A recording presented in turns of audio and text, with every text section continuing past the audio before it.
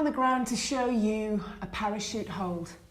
Now, this is really, really important because all of the time I've been telling you that we don't want banana back, but sometimes because of our lifestyles, we're sitting hunched over desks a lot of the time. It's difficult for us to avoid that banana back. So this exercise is actually going to help you to bring the shoulder blades back, to get the muscles in the back moving around the spine, in the thoracic area, in the middle of the back. And this is a really good exercise to do, especially if you've been sitting hunched over a desk all day. Most of the guys and girls that work with us are sitting over a desk all day, and they come to us all rounded. And sometimes it's not even, people can't even bring their shoulder blades back because they've been sitting like this for so many years that the muscles have developed around the thoracic spine, around the middle of the back, to support that rounding of the back. So, sorry if I'm getting a bit technical, but this is actually a really important thing to do, as well as all the other exercises. And if you're finding with the other exercises that your back is rounded all of the time, you may have to do a lot of this first in order to get into that position that I've described in the other moves. So lie on the ground, put your hands just underneath your shoulder blades, and imagine that, we call it a parachute hold because it's almost the position that people have when they jump out of a plane. Like this, all right? So that's the reason why. Imagine that you have got a grapefruit between your chin and your chest.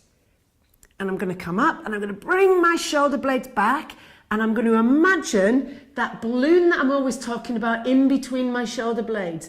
And I'm trying to bring that back. Now, all of the time when I do this with clients, they're like this. And I'm wondering what type of scary grapefruit they see, because the grapefruit is not that big, right? Remember to keep your chin down, basically. Grapefruit between your chin and your chest, shoulder blades back, elbows in, and I'm going to squeeze that shoulder blade together. Now be careful with this one, because a lot of the time people go too aggressively with this exercise, and they feel their lumbar spine, their lower back firing, and that takes away from what we're trying to hit, which is the middle of the back, the thoracic spine, not the lumbar spine. So I'll show you what I mean. If I was to go crazy with this and come up like this, that's taking over because my lumbar spine is firing, but I can't feel it in my thoracic spine in the middle. So this is not a I can go the furthest type of exercise. This is about having the mind to muscle connection and really thinking about what you're doing with your back. So nice and easy, just relax. And then I'm going to bring my shoulder blades back, bringing my elbows into my body. Oh, and I can really feel that exactly where I'm meant to feel it here. And then, of course, if you're one of those bendy people and you do a lot of yoga, you can go higher with your feet like that if you want to. But make sure you know what you're working. It's not about what it looks like, it's about what it feels like on this one. It's not your lower back that you're trying to work, it's your mid-thoracic. One more time. Parachute hold, elbows in, coming up, and I can really feel that here. Now make sure this is like a timed exercise.